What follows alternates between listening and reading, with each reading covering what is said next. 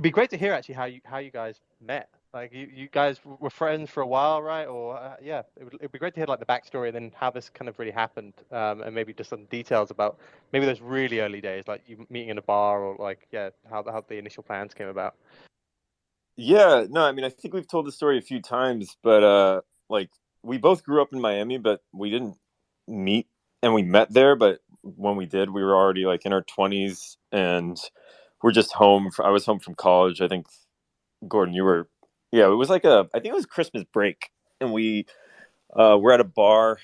Um, we each went out to go hang out with some mutual friends, and I we were sitting outside, and we just started talking about books, and immediately Gordon launched into like what every fucking 20 something year old guy who like is a literary nerd starts talking about, which is David Foster Wallace. And I have very strong anti feelings against it.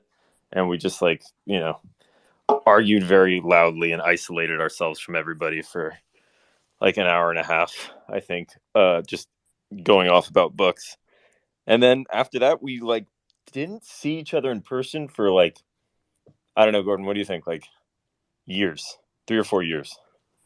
Yeah, I mean, I'm trying to think like back to that actual night. I remember certain details about that night at the bar because I remember I was like madly in love with the bartender. And I was just like, and I remember like going to you and being like, yeah, this is really fun talking about books. I'm gonna like go flirt with the bartender now though. And I remember like I didn't really think about you after that. I was just like, I'm gonna focus my efforts here. And but yeah, no, I think we ended up just texting with one another over the years. Honestly, like on and off, we both like kind of would just like talk short stories or poetry or something like that. And then eventually, when our friendship really kicked off, I think was when I think it was either you or me who was like, "Hey, are you playing any MMORPGs right now?" Because that was another huge component of our like childhood, so that we both played MMORPGs. Greg was like a huge EverQuest player. I love Star Wars Galaxies. It was all like stuff pre World of Warcraft, before like the genre of MMOs kind of became a theme park. Back then, it was more open world and a little bit more free and a little bit more wild, and the games had a little bit more consequence. And that was something that, like, as writers, we kind of really bonded over too, because it was something that like we'd always dreamed of. The irony that like we ended up, co-creating Other Side is kind of still bewildering to this day, because it was something that like we had always dreamed of. The idea that like what would make the perfect MMORPG, and it turns out the perfect MMORPG is probably a metaverse, ironically. And where those two differentiate are kind of interesting. But so we played World of Warcraft together. We played other MMOs together, and yeah, our friendship kind of took off from there. Where it was like we were now, honestly, we probably spent most of our relationship prior to Yuga Labs, and it probably actually including Yuga Labs, digitally. Like our friendship was formed mostly digitally, because there was one time at a bar, and like a few years later, one time in New York where we got together. Um, I in my mind, prior to creating Yuga Labs, I now think of Yuga. I think of Garga as his ape, but prior to his ape, I think of him as his World of Warcraft character. Right, like that's how we became friends. Yeah, and to be clear, we played a lot of WoW together, but we were also like super bad. Um, there's a lot of funny stories there where like I had a lot of friends who played hardcore for without ceasing for over a decade, and all I really remember from those days playing WoW together is like getting us into like a friend of a friend's like super mega raid guild, and then just like talking shit about how bad we were all the time.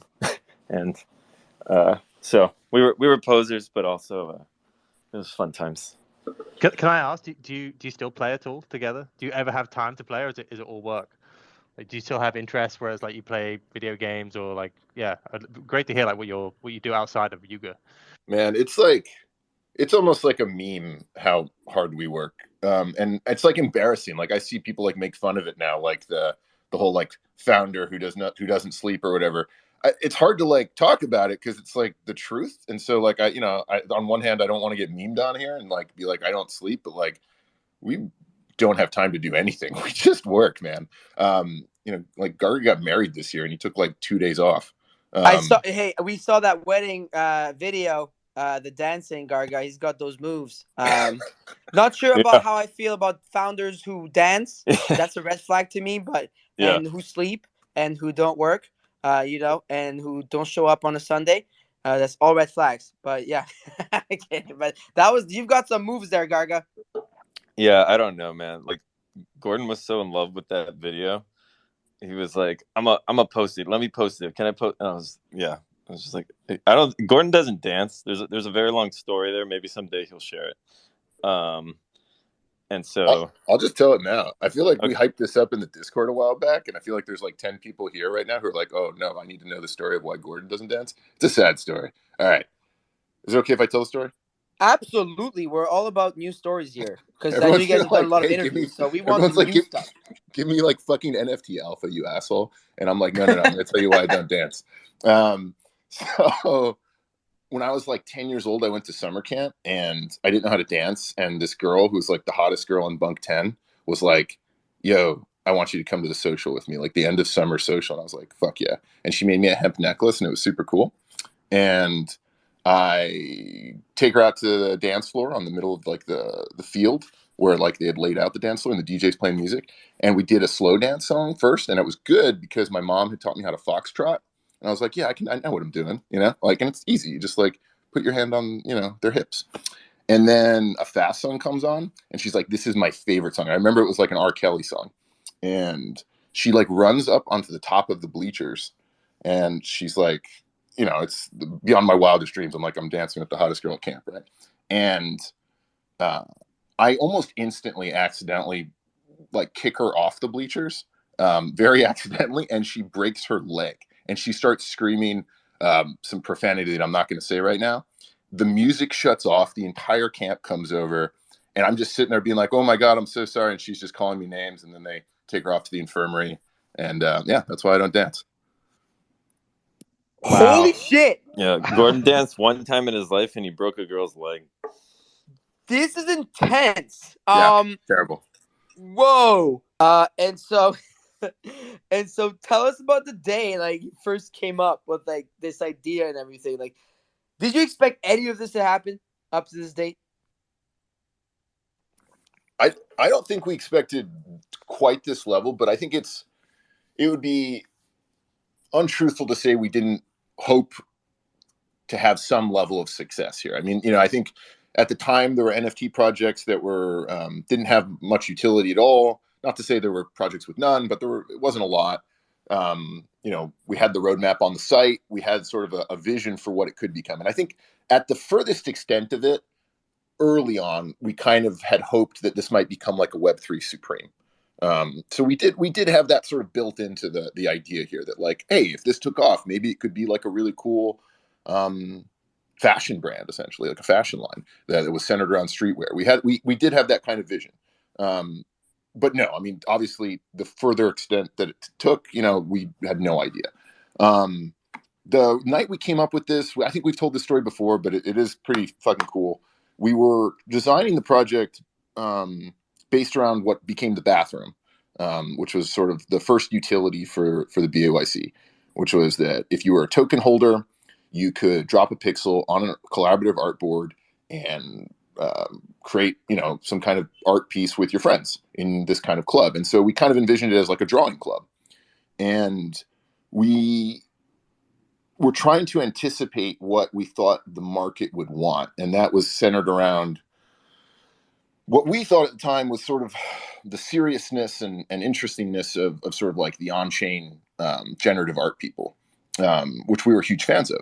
And we thought, maybe they would find this interesting. So we tried to design the project to be kind of like a highfalutin kind of Moreau or Mondrian-esque profile picture. And we experimented with a bunch of different art styles for it. We didn't really like any of them. And it started to feel really inauthentic to ourselves because that's not really the kind of guys Garga, Tomato, Zishan, and I are. And then there was a conversation. I was talking to my oldest friend in the world, Nicole Muniz, who later became our CEO. I was talking to her about, she was running, she had worked in advertising for many years, and that's kind of where we both got our start to some degree, and many, many years back. And we were talking about this collaborative art board. And she goes, And I was like, yeah, and you know, people are going to create like incredible art together. And she was like, yeah, I don't think that's going to happen, dude. I think the first thing that's going to happen is someone's going to draw a big fucking penis. And that's exactly true. That's exactly what happened. In fact, it was there's some people in this room right now who are partially responsible for that giant penis. That was the first thing drawn I on there. was in there. Tropo, I I see you was now. clicking buttons, bro. I was Yeah. out there drawing a penis in your bathroom.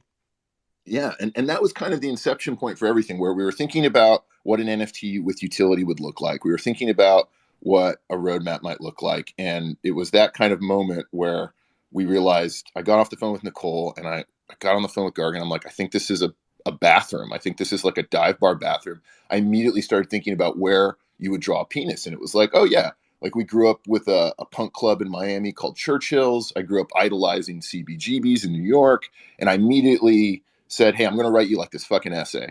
And to call it an essay would be very, it wasn't really an essay. It was really more like, Yeah, you always say essay. It was just like insanity. Yeah, it was insanity. It was like I sent him 10 pages that night that kind of laid out the idea of a club model and what the aesthetic of that club might look like, both like from the literal exterior and interior of the club to what the form the profile pictures would take. And we had a bunch of ideas, but in that ramble of words was Bored Ape Yacht Club. And when Garga woke up the next morning, he looked at all this things like, this is crazy, but this works. And oh yeah, Bored Ape Yacht Club, that's the one. And we were just kind of off to the races after that. We called up Krem and Zishan the next morning, and they loved it. And we got to work just immediately on all aspects of what we were designing. And that's when like everything sort of felt true and authentic to ourselves. I think it's hard to attribute like one thing to all of our success. And I think if I had to pick one, it would be just sort of the community's engagement and that early energy that sort of helped spearhead it. And just, but it was also kind of like getting all the pieces right. You know, we weren't the first project to give away the IP rights to the images. But I think we were the first popular project, like beyond sort of the NFT space itself, to onboard people into that idea. And I think a lot of that had to do with the early Top Shot people who had only sort of danced around the broader NFT space. They had only been into Top Shot, but then they saw the apes and they're like, fuck yeah, this is cool. And it sort of galvanized this idea of a community when people like you, Farouk, were in clubhouses making ape noises and trolling people and just having fun. And there was a sort of spirit within the Discord itself that was very welcoming, which I think was a bit different than the rest of the NFT space at the time. And then there was the roadmap. There was suddenly this thing to be excited about because there was sort of this perfect feedback loop of on day 2, you're watching creators make derivatives of their apes. And then there's this excitement around, oh my gosh, there's merch coming. Like this is fucking cool. This is different. Yeah, I don't know. I think that's good laying out. Garga, do you have any other thoughts on? Pretty good. No, this is great. This is a very good. This definitely laid out the foundations for what we want to get into, because we do have quite some questions for you guys. So don't think you're getting out of this one easy here, guys. But they want to hear the OG stories. It's always fun. Yeah, the bathroom and all that. Is it still as exciting as it was at the start?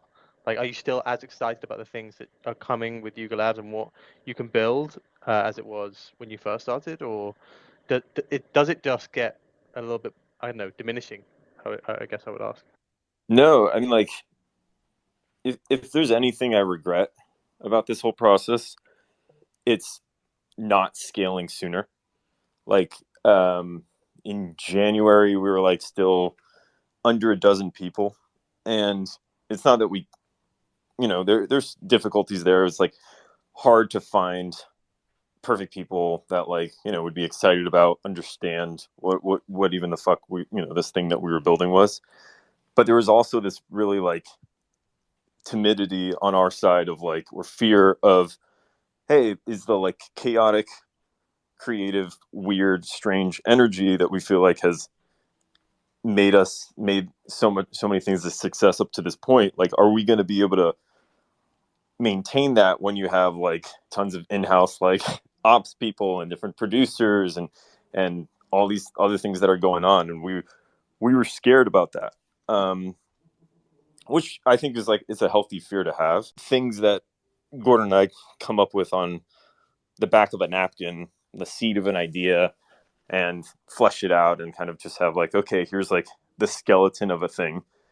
And then it goes, to people who are extremely excited, who've worked on amazing things before, who have like incredible careers in their own right.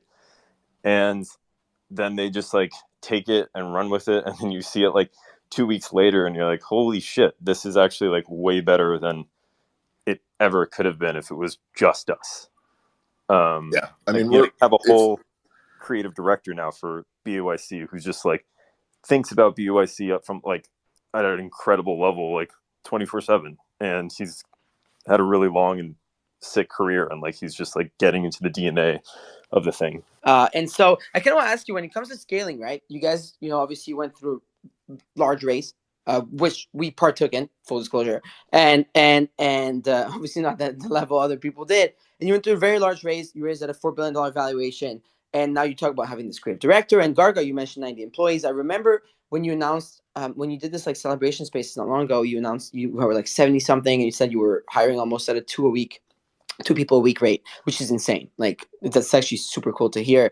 And now you're 20 people deep, like even more. And so I kind of want to ask you, like how has raising money like helped you guys in the way you've like either built your business or in the way you've gone about it, right? Because before it was just you guys, kind of like NFT companies remind me of like a mom and pop shop, right? Like you're running like a boutique company and like trying to make it big.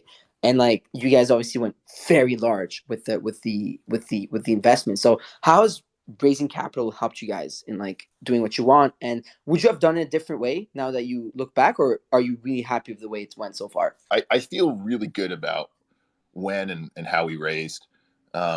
We really kind of had the foresight to know that there was a bear market coming, and we're already an extremely profitable company. We absolutely did not need to raise, but there was a couple of reasons why we thought we should.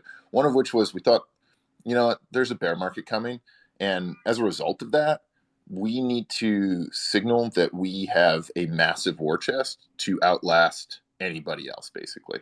Not to sound competitive, but it was the idea that like I want to be able to signal to the holders that like if this is a 3-year bear market, Yuga Labs will still have the resources to be outperforming everyone else and be putting out the best content imaginable, regardless of market conditions. That was one. Two, we had met with VCs very early on, and I was super reluctant. They were like small to mid-range VCs. And honestly, we like didn't know this world, right? We're like creative writers, but we had watched Silicon Valley, which is so much more accurate than I think anyone would ever believe, by the way. And we had kind of had an idea about what the VC world was like, and we had kind of a general distrust. Not and this what these early VCs weren't doing anything to signal that we should distrust them. It was just our own apprehension. This was another kind of influence of Nicole on us. Was she's like, hey, you can turn down VCs. She's like, don't be afraid to turn down VCs. You're a profitable company. You don't need to do this. But she goes, there's one VC you probably shouldn't say no to, and that was A16Z. And I asked why. And she goes, because they are going to be an amazing strategic resource. And when the opportunity presented itself to do a raise led by A16Z, and I don't mean to like, toot their horn too much here. They're great guys, and I'm not trying to like say, hey, all VCs are great. I think it's very particular to everyone's different situation. But we got on the phone with them and we were just so impressed. We were just like, oh, and they've become great strategic advisors. So have the rest of our VCs. And so that was the other element of it, was like, hey, this is a strong signal. The war chest could someday come in handy. And frankly, doing this in isolation, we didn't know anyone else. Like we didn't come into the space knowing anyone in crypto or NFTs. Like we knew the world as like observers and traders and investors, like, with like, and when I say investors, I'm talking like thousands of dollars. Like we were not rich. So we didn't have the connections. Plugging into great strategic advisors essentially was everything we needed to kind of take this to the next level. So I don't know, Garg, if you have anything to add, but that's really what I was thinking about, those two components. Yeah, I mean, like just straight up, we were fucking idiots early on. We didn't even know like how equity like supposed to work or anything. Like it was like October of last year when it was like, oh, I finally understand what, like, you know, equity options are, like what an RSU is and all this stuff. Like, so a lot of the early process was us just being like having this irrational yo, can you hear me?